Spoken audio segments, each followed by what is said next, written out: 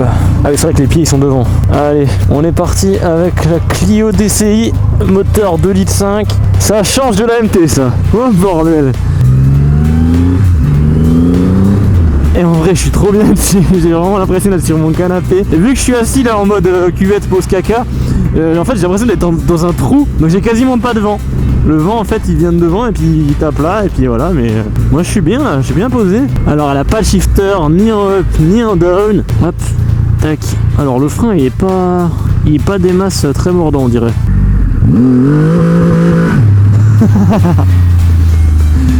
C'est abusé cette moto.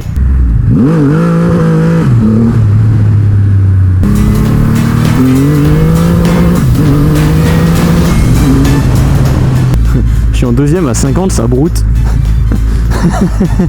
C'est un broute en deuxième. En fait, faut rester en première tant que t'es en dessous de 50. Sinon, ça broute. Voilà, en première, là, t'es à 2000 tours et ça marche, pas de problème. Par contre, j'ai le mauvais réflexe de remettre mes pieds en arrière. C'est dingue. Chaque fois, je les mets dans le vide. Ouais, parce que là, les pieds ils sont devant, parce que sur la MT ils sont derrière les pieds. Ah, ça braque pas des masses. Hein, quoique. Ouais, c'est juste que j'ose pas tourner le guidon en fait, vu que ça pèse 18 tonnes et demi. Ça glissouille, ça glissouille. Bon bah nous voilà le cul sur une grosse mamère. Pour ceux qui connaissent un petit peu Triomphe, vous connaissez très certainement la Street, la Speed, qui sont des roadsters qui sont vraiment très connus et très vendus. Mais est-ce que vous connaissez vraiment tous les modèles, dont un petit peu plus vintage? Là on va parler de vintage pour l'esthétique, mais c'est un modèle qui est sorti en 2020. Il s'agit simplement de la Triumph Rocket 3R. Alors il y en a beaucoup qui disent qu'un 1000 cm3 type une R1, une S1000 RR ou une Speed d'ailleurs, c'est énorme, c'est un gros moteur. Bah dites-vous que c'est rien comparé à ça, parce que ça c'est pas 2 fois, mais c'est 2,5 fois la cylindrée d'un Speed ou d'un R1 ou de quoi que ce soit d'autre de 1000 cm3. Cette moto est équipée de rien d'autre qu'un moteur de 2500 cm3. C'est le plus gros moteur de série au monde dans l'industrie de la moto. Alors ça ne sert à rien de se défouler en commentaire, non, les Osboss ne sont pas les motos de série les plus grosses du monde. Certes elles sont beaucoup plus grosses que celle-là, mais ce ne sont pas les motos de série. Donc celle-ci est vraiment la plus grosse de série au monde. Bon alors le moteur 2500 cm3 c'est pas mal, mais qu'est-ce que ça embarque d'autre? Parce que ça veut pas dire grand chose. Eh bien tout simplement une puissance de 167 chevaux. Alors la puissance, vous allez me dire, c'est bizarre, ça fait pas 200 chevaux comme les 1000 etc. Pourquoi? Eh bien parce qu'en fait au lieu de mettre tout dans la puissance, ils ont tout mis dans le couple. Il y a un couple de 225 Nm. À titre de comparaison à une autre moto, c'est tout simplement énormissime. Aucune autre moto n'a ce genre de couple. Ça fait le 0 à 100 km/h en 2 secondes 7. Donc là c'est ce qu'on va essayer de faire sur l'autobahn. Je sais pas si on va y arriver, il faut vraiment partir très vite. Et 2 secondes 7 en gros c'est la moto qui pointe le plus vite à 100 km/h.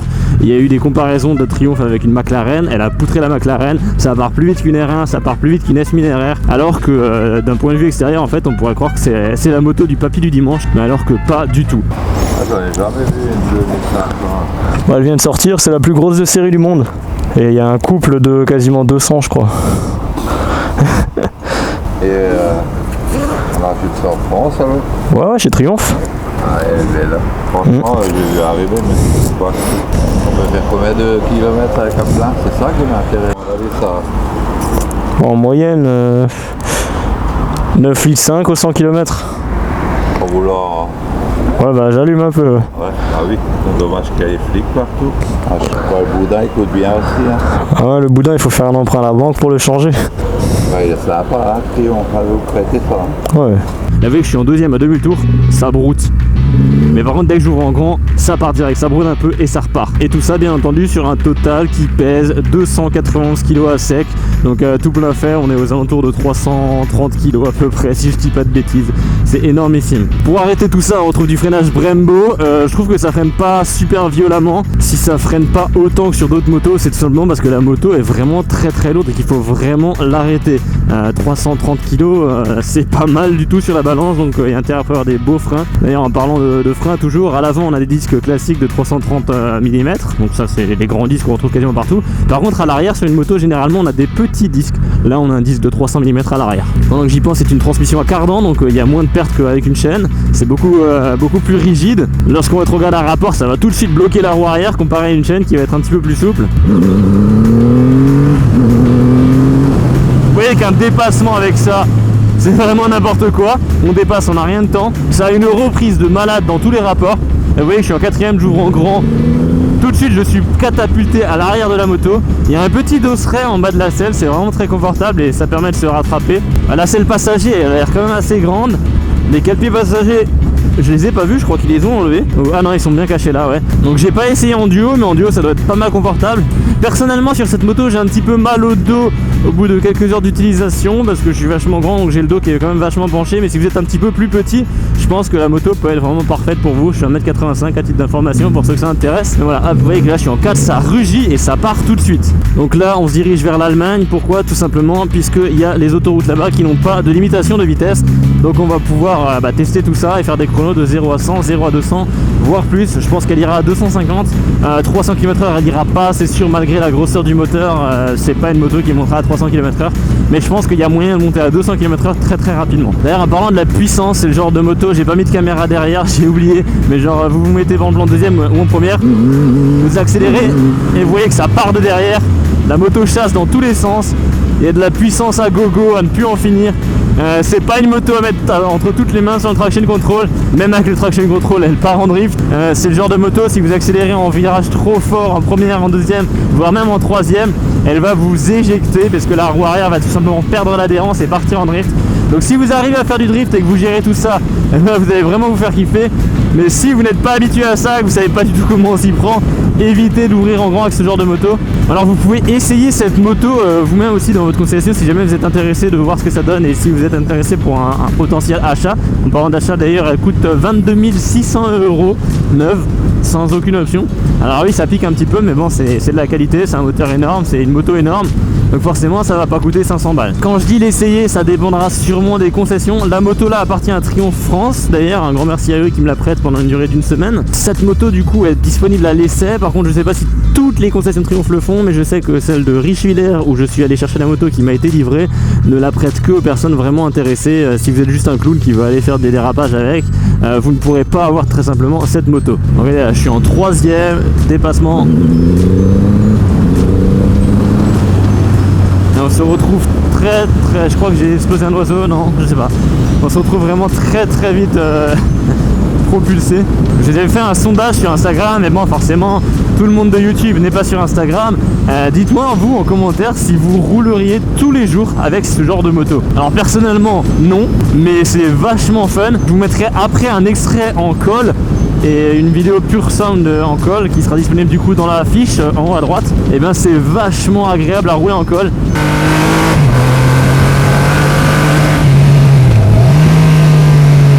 Waouh la vache, ça marche bien en montagne. Petite rectification par rapport à mon test fait à Faro.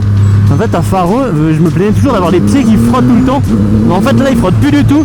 Et c'est simplement la concession de Mulhouse qui m'a expliqué que en fait ça frottait parce que les cale-pieds étaient en bas et on peut régler la hauteur. Donc à Faro ils étaient très certainement en bas. Là ils sont plus hauts et ça remonte du coup de 2 cm, donc 2 cm de garde au sol, c'est énorme. Et donc là je ne frotte plus du tout. Donc je peux prendre les virages beaucoup plus simplement qu'avant. Et c'est beaucoup plus confortable de ne pas avoir la bosse qui frotte à chaque virage quoi. Genre vous voyez que là, bon si ça frotte quand même au bout d'un moment, mais sinon c'est vachement plus agréable comme ça. Niveau option d'ailleurs, on a un régulateur de vitesse. Regardez, là, je suis à 90, j'appuie sur le bouton là, je rappuie une fois dessus, hop, bloqué. Et là je peux régler la vitesse et je peux lâcher simplement la main droite et la moto va maintenir son allure toute seule. Et ça franchement c'est vraiment un gros point positif pour les gens qui font beaucoup d'autoroute. C'est ultra chiant de surveiller son compteur tout le temps, regarder la vitesse, on est au-dessus, on est en dessous, etc. Là il n'y a aucun problème, vous bloquez la vitesse et elle monte toute seule. Pour ce qui est du compteur, vous allez pouvoir le changer. Par contre je trouve plus le bouton. En fait il y a 2 types de compteurs avec 2 autres variantes, donc ça fait 4 compteurs. Par contre je trouve plus comment le changer, à mon avis on peut pas le faire en roulant, il faudrait que je m'arrête un petit peu plus loin si j'y pense. Mais en gros là par exemple vous avez le compteur mode jour ou nuit en mode automatique, sinon vous pouvez choisir le mode jour ou nuit en cliquant par exemple sur ce bouton. Là du coup j'ai le compteur complètement en noir. Donc voilà, selon ce que vous souhaitez, c'est mieux de l'avoir en noir ou en blanc, voilà. Et après il y a encore une autre variante que je ne trouve pas parce que je pense qu'il faut être à l'arrêt. Bien, maintenant que je suis à l'arrêt, je peux vous montrer du coup les différents compteurs. Vous voyez là je vais ici, là je mets le numéro 2, on peut pas les changer en roulant. Et là du coup vous voyez les 2 derniers, il y a celui-là en noir, celui-là en blanc, ou au pire sur la page d'à côté, celui-là en blanc et celui-là en or. Donc en gros ça vous fait 4 compteurs au total. La moto est également équipée du Bluetooth et vous pouvez du coup contrôler votre GoPro, avoir votre GPS et contrôler votre musique dans l'intercom avec cette moto. Vous voyez que là je suis sur la page de commande, il y a le volume qui est coupé, il y a l'heure, il y a le GPS, je peux mettre pause, play, etc. J'ai pas relié mon téléphone, je sais que d'origine c'est pas dessus ou alors faut prendre un pack avec, mais c'est en option sur les Triumph. Il y a également ça sur les Speed, enfin il me semble sur les nouvelles Speed et sur les nouvelles Street RS. Vous allez pouvoir du coup contrôler votre téléphone et avoir votre GPS directement là-dessus. Donc plus besoin d'avoir un support de téléphone sur le tableau de bord et d'avoir de problèmes de batterie, etc. Parce qu'il y aura tout sur la moto. D'ailleurs en parlant de problème de batterie, il y a une prise allume-cigare juste ici. Donc c'est une petite prise allume-cigare, je sais pas ce qui se branche dessus. Enfin si, du coup une petite prise allume-cigare. J'en ai jamais vu mais c'est pas, elle est très très grande. Et voilà, pour ce qui est du tableau de bord, on a pas de clé d'ailleurs, je sais pas si j'ai précisé mais vous voyez qu'il n'y a aucun aimant. La clé est donc sans fil comme pour la Speed et comme pour d'autres modèles il me semble de chez Triumph. Donc en fait on appuie ici pour la démarrer, on appuie là pour l'éteindre. Merde, je l'ai éteint sans faire exprès. Voilà, bon ça repart. Du coup ça m'enlève le régulateur. On a du coup pour bloquer le guidon un bouton ici quand on appuie dessus, donc ça marche pas en roulant forcément et encore heureusement, qui permet du coup de bloquer le guidon avec un petit moteur. Là je suis en première, j'ai pas le traction control, on est un petit peu penché et on voit qu'elle part un petit peu, je sais pas si ça se voit sur la vidéo mais on voit qu'elle se décale un petit peu. Après je le fais pas à l'équerre parce que j'ai pas envie de la foutre par terre, c'est pas ma moto, c'est une moto qui est quand même assez casse-gueule, si on ouvre en grand c'est pas le but, donc je le fais pas. On a ensuite différents modes de conduite comme d'hab sur toutes les Triumph, mode rider, mode pluie, mode route, mode sport. Le mode rider c'est le plus intéressant parce qu'on peut tout simplement enlever le traction control et donc faire des dérapages. Pour ce qui est des essais d'accélération, je vais le laisser parce qu'il faut savoir qu'avec le traction control, vu que la moto ne perd pas d'adhérence ou quasiment pas, vous accélérez beaucoup plus fort qu'avec le traction control désactivé. Le réservoir d'ailleurs, parlons-en, il s'agit d'un réservoir de 25 litres. La consommation, je crois que sur certains sites qui donnaient les fiches techniques, il annonçait à 2 litres 7 au 100 km. Alors c'est totalement faux parce que là vous voyez que je roule cool de pied avant. Là juste en étant à 50 en quatrième, je suis à 5 litres 5, donc je sais pas où ils ont trouvé leur 2 litres. Si je me mets en 3 ça va être pareil parce qu'en 4 ça broute un petit peu, 2 c'est pareil. Voilà, donc je sais pas du tout comment ils ont fait pour trouver une consommation de 2 litres. Et la consommation moyenne, je suis à 7 litres 15 en ayant roulé particulièrement cool. Autant vous dire qu'à la fin de l'autobahn ça va être plutôt 12 litres. Je sais qu'encore en consommation instantanée j'étais à 15 litres, c'est énormissime. Alors regardez, je me mets en 6 à 80, c'est pareil, je suis à 4 litres, 4 litres 10, ça augmente. Donc je ne sais absolument pas d'où est tirée la consommation moyenne que j'ai trouvée sur internet. Voilà. On est dans le pays de Deutschland, de l'autre côté de cette rivière, et on va pouvoir du coup se retrouver sur l'autobahn pour faire un top speed. Petit arrêt au stand, non pas pour faire le plein parce que c'est 3 fois plus cher sur l'autoroute, mais tout simplement pour allumer l'enregistreur vocal afin de vous proposer une qualité de son plus élevée que le son de la caméra. Hop là, on met ça sur hold et donc là ça enregistre le son. D'ailleurs si vous souhaitez enregistrer le son comme moi je le fais pour mes vidéos autobahn, je vous mets dans la fiche en haut à droite la vidéo qui vous montrera mon tuto de comment je fais pour enregistrer le son en très haute qualité.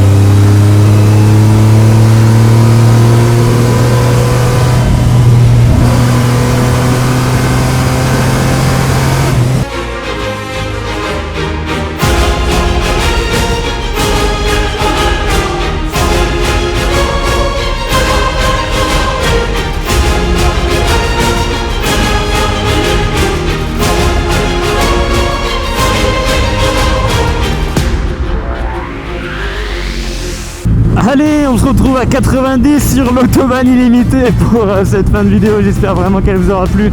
Pour en voir d'autres de ce genre-là, n'hésitez pas à regarder la playlist qui s'affiche maintenant à l'écran. Vous avez tous les tests autobahn. Vous pouvez regarder également une autre vidéo en cliquant sur l'icône de la vidéo. Et surtout, vous abonner à la chaîne, c'est le plus important. Moi, je vous dis à la prochaine. Ciao.